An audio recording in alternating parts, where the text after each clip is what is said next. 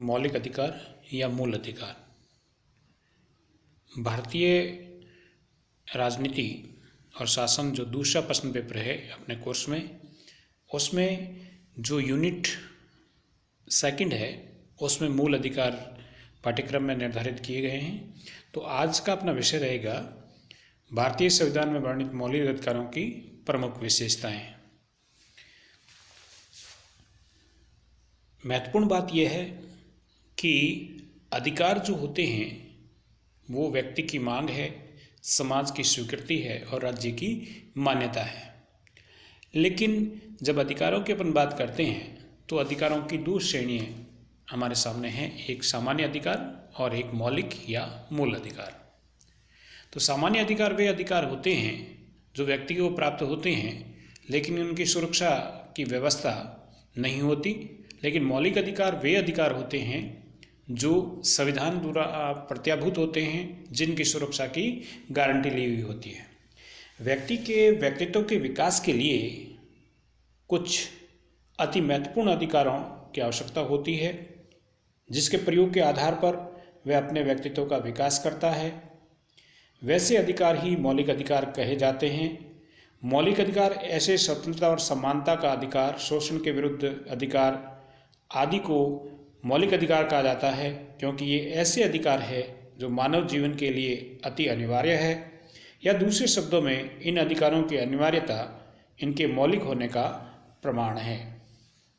और भारतीय नागरिकों को संविधान के द्वारा कई प्रकार के मौलिक अधिकार दिए गए हैं। मुख्य रूप से पहले 7 मौलिक अधिकार थे, अब 6 मौलिक अधिकार भारतीय नागरिकों को प्राप्त है। तो सबसे पहले अपन देखते हैं कि संविधान सभा और मौलिक अधिकारों की क्या स्थिति थी। तो ये हमारा जो राष्ट्रीय आंदोलन था उसमें भारत के लोग अपने भावी संविधान में मौलिक अधिकारों के प्रति केंद्रीय भाव रखते थे, चाहते थे कि आज़ादी के पश्चात हमें मौलिक अधिकार मिले। संविधान सभा की प्रथम बैठक 1946 में हुई। तब संविधान सभा के सभी सदस्यों ने मौलिक अधिकारों के पक्ष में अपनी आवाज़ उठाई। सरदार वल्लभ भाई पटेल की अध्यक्षता में मौलिक अधिकारों की समिति का निर्माण किया गया और इस समिति की सिफारिश थी कि अधिकारों को 2 वर्गों में रखा जाए, मौलिक अधिकार और राज्य के नीति निर्देशक तत्व। दूसरी सिफारिश इस समिति की थी कि मौलिक अधिकार को संघ सूची में रखा जाए तथा सर्वोच्च न्यायालय को इसकी रक्षा का दायित्व दिया जाए। संविधान सभा की प्रारूप समिति ने इसी प्रतिवेदन के आधार पर संविधान में रखे गए मौलिक अधिकारों की रचना की। संविधान सभा के सदस्यों पर मौलिक अधिकार के निर्माण को लेकर विदेशी विचारधारा और प्रावधानों का व्यापक प्रभाव देखा जा सकता है। उन्होंने 19वीं शताब्दी के आरंभिक काल में पाश्चात्य दार्शनिकों तथा राजनीतिज्ञों द्वारा प्रतिपादित मौलिक अधिकारों संबंधी सिद्धांतों को स्वीकार किया और अन्य देशों के मौलिक अधिकारों के मुख्य एवं लाभप्रद बातों पर ध्यान दिया। उदाहरण के लिए वे अमेरिकी संविधान के अधिकार विधेयक जो है उस पर फ्रांसीसी मानवाधिकारों की घोषणा, फ्रांसीसी क्रांति, मानवाधिकारों की घोषणा, 1935 के आयरलैंड के संविधान सेवा का भी प्रभावित हुए। दूसरे विश्व युद्ध के बाद जापान और बर्मा के संविधान तथा मौलिक मानवाधिकार पत्र से भी विशेष रूप से उनका ध्यान आकर्षित किया गया। मौलिक अधिकारों को लेकर संविधान सभा के सामने सबसे बड़ी चुनौती अधिकारों के चयन और उनकी सुरक्षा को लेकर था। संविधान के चयन में वे निम्नलिखित परिस्थितियों से प्रभावित हुए थे। पहला, भारतीय समाज में जाति व्यवस्था को समाप्त करना तथा छुआछूत का अंत करना आवश्यक था। दूसरा, विदेशी शासनकाल में भारत के लोगों को अनेक प्रकार की निरयोग्यताओं को सहना पड़ा था, जिसके भारत को कटु अनुभव थे। इनको दूर कर संविधान सभा एक स्वतंत्र समाज की स्थापना करना चाहती थी। तीसरा, अल्पसंख्यकों की संस्कृति की सुरक्षा का प्रश्न भी संविधान निर्माताओं के सामने एक महत्वपूर्ण समस्या थी। चौथा, संविधान निर्माताओं के सामने एक महत्वपूर्ण समस्या यह भी थी कि किन अधिकारों को मौलिक अधिकारों की सूची में डालें और किन अधिकारों को राज्य के नीति निर्देशक तत्वों के अंतर्गत रखा जाए।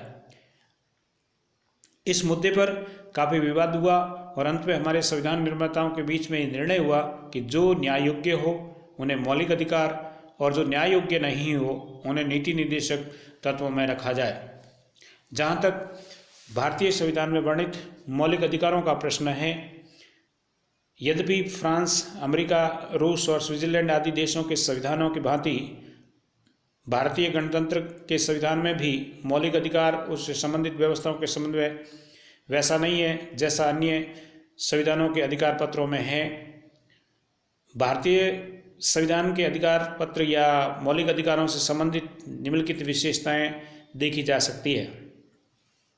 सबसे बड़ी बात यह, पहली जो विशेषता या लक्षण कहें भारतीय मौलिक अधिकारों की, तो यह है कि सर्वाधिक विस्तृत और व्यापक अधिकार नागरिकों को प्राप्त है। भारतीय संविधान के मौलिक अधिकारों का वर्णन दूसरे देशों के संविधानों की अपेक्षा कहीं अधिक विस्तृत है। भारतीय संविधान के तृतीय भाग में मौलिक अधिकारों का वर्णन अनुच्छेद 12 से 30 और 32 से 35 तक है। इसमें कई अनुच्छेद बहुत लंबे हैं। अकेले अनुच्छेद 19 में ही 450 शब्द हैं।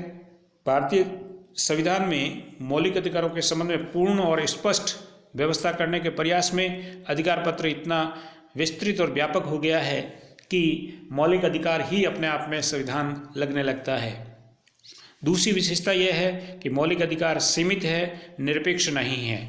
अमेरिका के नागरिकों के अधिकार निरपेक्ष हैं, परंतु भारतीय संविधान द्वारा नागरिकों को दिए गए अधिकार सीमित हैं। इसमें व्यक्तिगत स्वतंत्रता को सामाजिक हित में सीमित करने की व्यवस्था की गई है। इससे राष्ट्रीय सुरक्षा के आदर्शों को संतुलित किया जा सके, संतुलन बनाया रखा जा सके। फिर तीसरी विशेषता है कि जो नागरिकों को मौलिक अधिकार दिए गए हैं वो व्यवहारिकता पर आधारित है।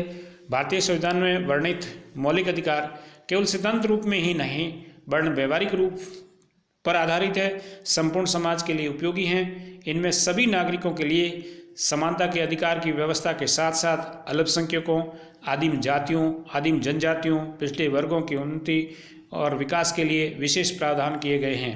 अल्पसंख्यकों की शिक्षा एवं भाषा संबंधी हितों की रक्षा एवं धार्मिक स्वतंत्रता के अधिकार की व्यवस्था की गई है। इस प्रकार हमारे संविधान में जो मौलिक अधिकार रखे गए हैं वो पूर्णतः व्यवहारिकता पर आधारित है। नेक्स्ट, भारतीय संविधान की विशेषता यह है मौलिक अधिकारों की कि न्यायालय द्वारा वो संरक्षित हैं। मौलिक अधिकार पूर्ण रूप से वैधानिक अधिकार हैं। भारतीय संविधान की व्यवस्था के अनुसार न्यायपालिका को मौलिक अधिकारों की रक्षा करने के लिए अधिकृत किया गया है। संविधान के अनुच्छेद 32 के अनुसार भारत का प्रत्येक नागरिक अपने इन अधिकारों की रक्षा के लिए न्यायपालिका की शरण ले सकता है। व्यवस्थापिका द्वारा बनाए गए ऐसे कानून जो मौलिक अधिकारों को अनुचित रूप से प्रतिबंधित करते हों, न्यायालय अवैध घोषित कर देता है। चूंकि भारतीय न्यायपालिका, कार्यपालिका और व्यवस्थापिका के नियंत्रण से मुक्त है, इसलिए मौलिक अधिकारों की रक्षा के लिए संविधान द्वारा किए गए संवैधानिक उपचारों के अधिकार के अंतर्गत आवश्यक आदेश निर्गत कर सकती है। वहीं नेक्स्ट, भारतीय जो नागरिकों को मौलिक अधिकार प्राप्त है उनका लक्षण यह है, विशेषता यह है कि इसमें प्राकृतिक अधिकारों के लिए कोई स्थान नहीं दिया गया है। संविधान निर्माताओं ने नागरिकों के जो मौलिक अधिकार उल्लेखित किए हैं इसके अतिरिक्त नागरिकों को कोई प्राकृतिक अधिकार प्राप्त नहीं है। भारत के विपरीत अमेरिका के नागरिकों को लिखित अधिकार के अलावा अन्य अधिकार भी प्राप्त है। वहीं नेक्स्ट विशेषता यह है कि राज्य के सामान्य कानून से ऊपर है मौलिक अधिकार। मौलिक अधिकार संसद तथा राज्य विधानमंडल द्वारा बनाए गए कानूनों से ऊपर है। संघीय सरकार या राज्य सरकारें इनका हनन नहीं कर सकती है। गोलकनाथ विवाद में सर्वोच्च न्यायालय ने संसद की इस शक्ति का प्रतिबंध लगा दिया था। इस संबंध में न्यायाधीश श्री पंतजलि शास्त्री ने गोपालन बनाम मद्रास राज्य विवाद में कहा था कि मौलिक अधिकारों की सर्वश्रेष्ठ विशेषता यह है कि वे राज्य द्वारा पारित कानूनों से ऊपर और सुपर है। नेक्स्ट विशेषता यह है कि सरकार की निरंकुशता पर अंकुश लगाते हैं मौलिक अधिकार, क्योंकि मौलिक अधिकारों की विशेषता है कि मौलिक अधिकार सरकार की निरंकुशता पर अंकुश रखते हैं, क्योंकि ये अधिकार प्रत्येक नागरिक की स्वतंत्रता के परिचायक हैं और संविधान द्वारा इनके प्रयोग का पूर्ण आश्वासन दिया गया है। अतः सरकार मनमानी करते हुए उस पर अनुचित रूप से प्रतिबंध नहीं लगा सकती। सरकार द्वारा लगाए गए अनुचित प्रतिबंध न्यायालय द्वारा अवैध घोषित हो सकते हैं। इस प्रकार मौलिक अधिकार निरंकुश शासन पर अंकुश के समान है। फिर नागरिकों को नेक्स्ट विशेषता है कि जो मौलिक अधिकार दिए गए हैं अशांति की स्थिति में, संकट की स्थिति में निलंबित किए जा सकते हैं। भारतीय नागरिकों के मौलिक अधिकारों की एक विशेषता यह भी है कि इन अधिकारों को राज्य की सुरक्षा, सार्वजनिक सुरक्षा की दृष्टि से निलंबित किया जा सकता है। संकट काल की स्थिति में राष्ट्रपति को अधिकार दे दिया गया है कि वह मौलिक अधिकारों के अंतर्गत नागरिकों को स्वैधानिक उपचारों के अधिकार को निलंबित कर सकता है। नेक्स्ट विशेषता मौलिक अधिकारों की यह है कि ये भारतीय नागरिकों और विदेशी नागरिकों में अंतर करते हैं। भारतीय नागरिक तथा भारत में रहने वाले विदेशी नागरिकों के लिए संविधान द्वारा दिए गए मौलिक अधिकारों में अंतर यह है कि कुछ ऐसे अधिकार हैं जो भारतीयों के साथ साथ विदेशियों को भी प्राप्त है, जैसे जीवन और व्यक्तिगत स्वतंत्रता का अधिकार, धार्मिक स्वतंत्रता का अधिकार, परंतु शेष अधिकार केवल भारतीय नागरिकों को प्राप्त है। इस प्रकार भारतीय नागरिकों को प्राप्त समस्त मौलिक अधिकारों का उपयोग विदेशी नागरिक नहीं कर सकते। इस प्रकार मौलिक अधिकार भारतीय संविधान में वर्णित किए गए हैं। उनकी अनूठी विशेषता हैं, अनूठे लक्षण हैं, जिसको अपन कह सकते हैं कि मौलिक अधिकारों का जो अध्याय है वो अत्यधिक विस्तृत है, व्यापक है, व्यवहारिक है। मौलिक अधिकार जो है वो निरपेक्ष नहीं है, मर्यादित है, सीमित है। न्यायालय जिनकी सुरक्षा करता है, प्राकृतिक अधिकारों के लिए कोई स्थान नहीं है। मौलिक अधिकार राज्य के सामान्य कानूनों से ऊपर है।